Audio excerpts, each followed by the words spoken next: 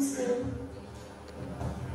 in the region through several initiatives including networking with alumni and industry, and focus on the all-round development of the students. Some of his past students now occupy top corporate and academic positions in India and abroad.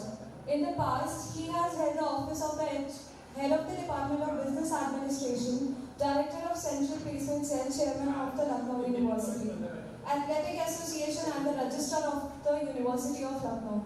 He has contributed extensively to national and international journals on various contemporary areas of management.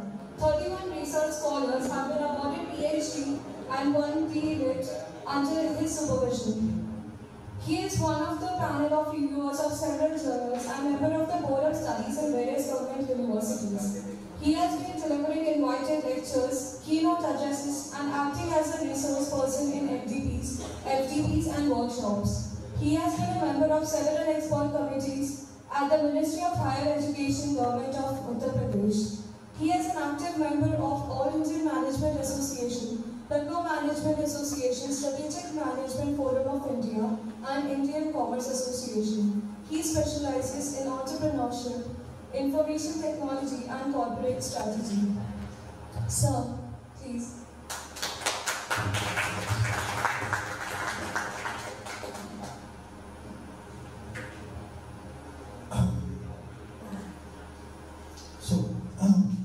Today I have the privilege of being the first speaker here.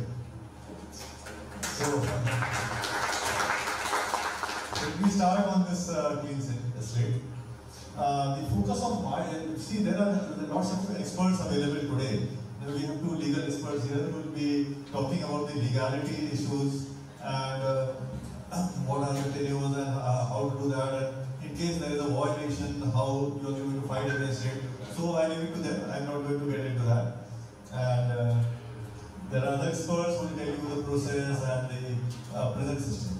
I am going to talk about the other way around. In an organization, what should be the strategy? What should be the focus? How to manage the IPR system in an business organization? ये बात हो गया?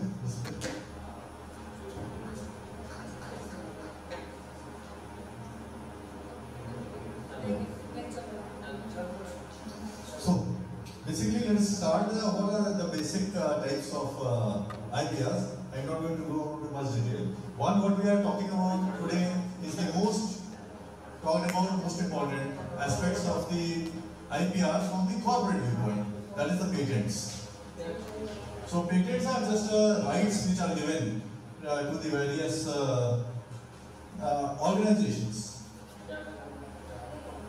So the government gives a right to the organizations that the organization will have a monopoly over that technology or that product for a certain period of time. No one else is legally allowed to copy them. So there is a barrier for entry to the competitors. Competitors cannot enter. Once this period ends, once the monopoly ends, then it becomes a public property and anyone is free to copy it. For example, yesterday itself I was reading that one key drug that is used in treatment of cancer was costing 7 lakh rupees for the treatment package. The day the patent rights ended, next day another company launched the same copied drug at 1 lakh price.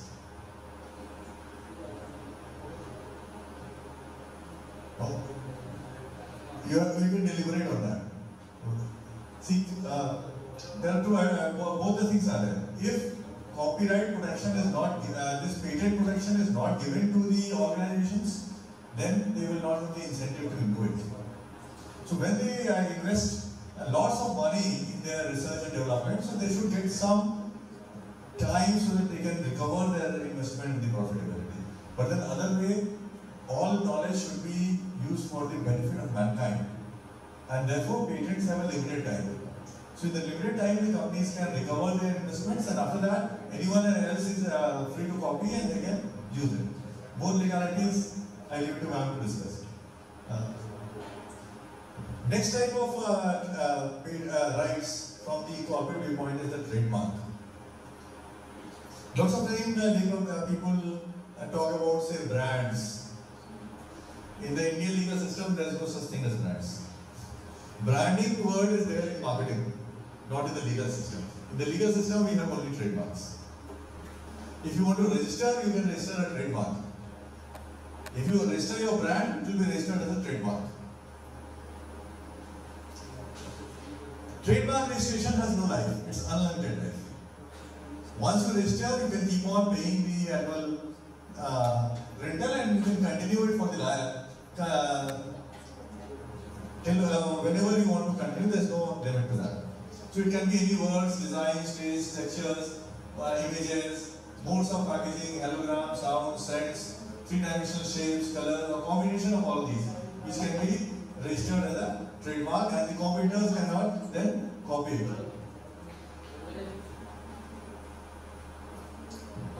Next is copyright. Now copyright is what? Copyright is a protection to the expression. Expression in the form of ideas. Now remember this word. It's an expression of idea that is copyrighted. Idea is never copyrighted. Expression of ideas. When you put the ideas into words, those words are copyrighted. If someone has written an article that or published something in a magazine or a newspaper, and you take that idea, write it in your own words, you are legally free to do so. Ideas are free to copy. Words are not free to copy. So you can take all ideas, put it in your own words. Now, one basic difference between patents and trademarks on one side and copyright on the other is, for patents and trademarks, you first have to get it registered. For copyright, there is no need for specific registration. As soon as some literary work is put in the public domain, it is published. The word that is published. So published means not only on paper. If you put it on a website, it is published. So as soon as something is published, it becomes copyrighted. And in the morning discussion, I was saying that if two people claim that they are the original authors, so the legality will do. But one basic thing I'll say, the legality simply says the one who published earlier would be considered as the legal owner of that copyright, regardless of who thought it, who wrote it. The one who publishes first is the legal owner. आपने पूरा कुछ लिखा है, आपने किसी को दिया, photocopy कर दी है, आपने उसने रात को उसको पब्लिश कर दिया, तो वो कॉपीराइट ओनर हो गया. So anyone who publishes first is the copyright owner. Then we talk about the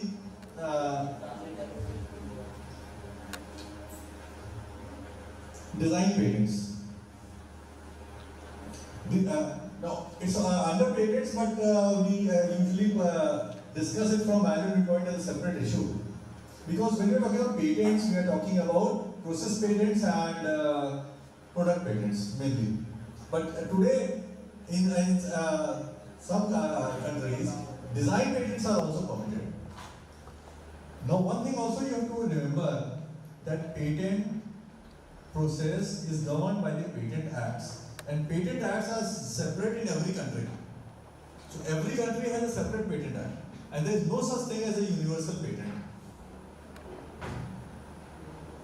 So what does it mean?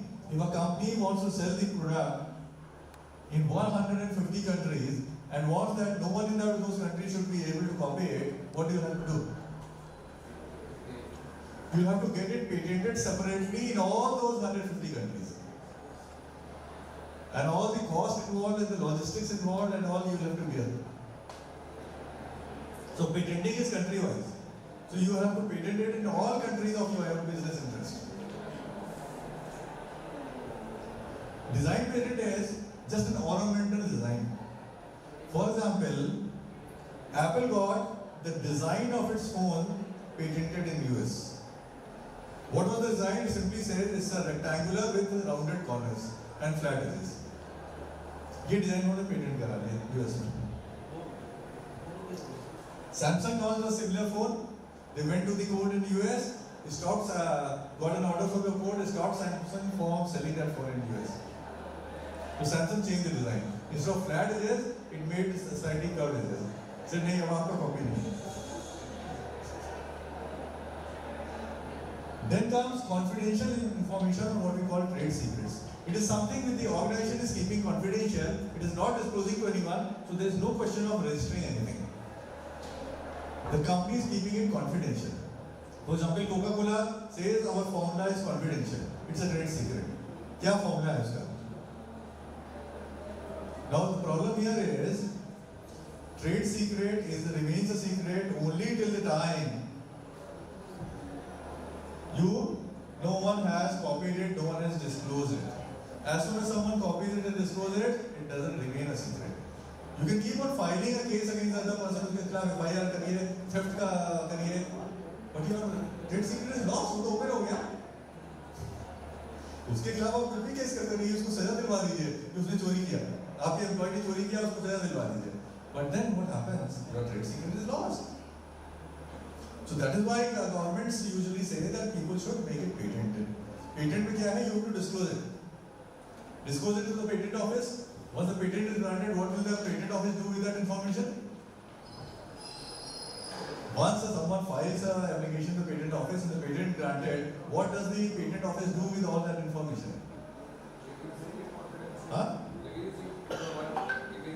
They publish it on the website of the patent office.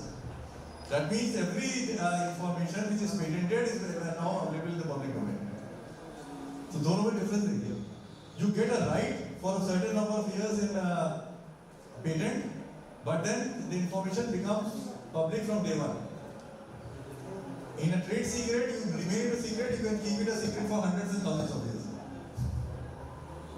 So now this is not what I was discussing today. What I wanted to discuss was the IPR strategy. What should an organization plan?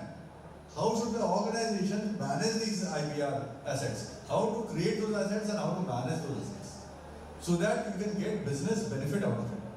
That is the strategy part I am going to discuss today. So what I am going to discuss is the systematic approach that organization and individuals can adopt to manage and leverage the intellectual property assets.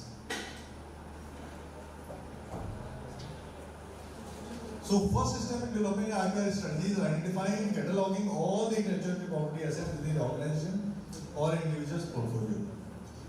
So you have, let us go step by step. First step, what should an organization do?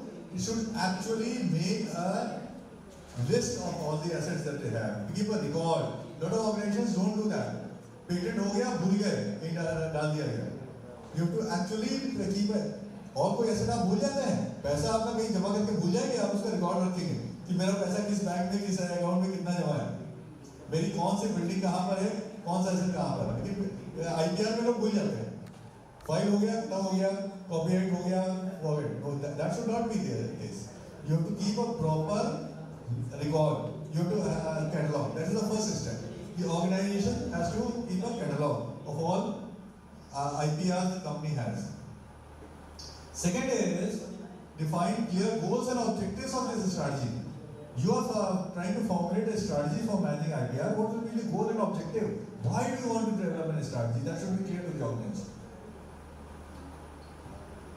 So organizations might aim to protect their inventions, establish brand recognition through trademarks, prevent unauthorized use of their creative works, or use their intellectual property to generate revenue through licensing.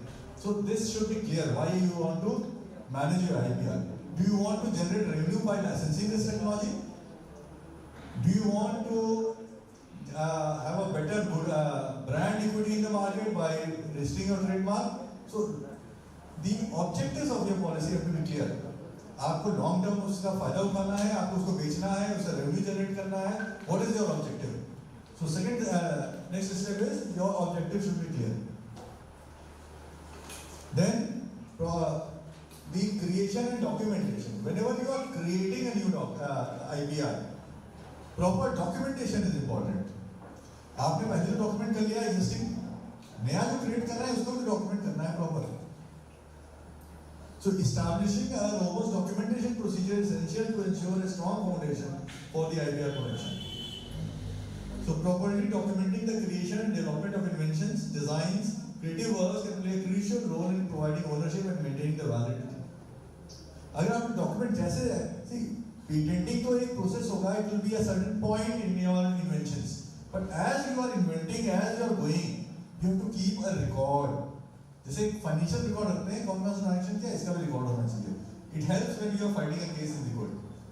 आप पूरा दिखाएंगे अगर कोई case आ गया कि देखिए मेरे पास पूरा रिकॉर्ड है, मैंने इस दिन से शुरू किया था इस पे रिसर्च, इस दिन ये किया था, इस दिन ये किया था, जब पूरा प्रोडक्ट तैयार होगा तब हमने पेटेंट एप्लीकेशन फाइल की. तो हम लोग इस पे इतने दिन पहले से काम कर रहे थे. So this helps, this documentation helps in your legal cases. Lot of companies won't have that. जब वो जाते हैं एडवोकेट्स के पास, वो कहते हैं पुराना रिकॉर्ड लाइए. So proper records will be maintained of all your inventions, innovations and research which you are doing. Then comes the actual protection, filing the applications under the relevant laws and getting it protected. Here the companies, if they don't have proper people with the skills, they can always get the services of the professionals available. So you hire the services of the professional, they'll help you in applying and getting the rights. So you have to follow the appropriate legal protections. The strategies should encompass evaluating the jurisdictions, analyzing the cost benefit, and determining the timeline for filing applications. Timeline is also important. I'll give an example why timeline is important. For example, there is a company that is trying to invent a new drug for a disease. Now, inventing a drug for the disease requires different levels of testing. पहले आप lab में formulate करेंगे कोई molecule, उसको lab में test करेंगे, फिर आप तो उसको जो है एनिमल्स के ऊपर टेस्ट करेंगे, फाइनली कंट्रोल जो ह्यूमंस हैं जो रेडी हैं उसमें पार्ट लेने के लिए उनके ऊपर टेस्ट करेंगे, फिर उसको फाइल करेंगे, फाइल करके पेटेंट मिलेगा. पेटेंट का जो लिमिट होगा वो 12 साल का होगा. नहीं, इसका जो है ड्रग का 12 साल का. Patent is 20 years, but for the specialized drugs it's 20. Okay, it's 20 years. Now, what happens is this total development time is usually 7 to 8 years. आपने जब मॉलिक्यूल बना लिया फिर उसके बाद फर्स्ट लेवल टेस्टिंग करेंगे, second level, third level testing करेंगे, फिर आपको जब गवर्नमेंट की परमिशन मिलेगी फाइनली कि अब ये ड्रग आप मार्केट में बेच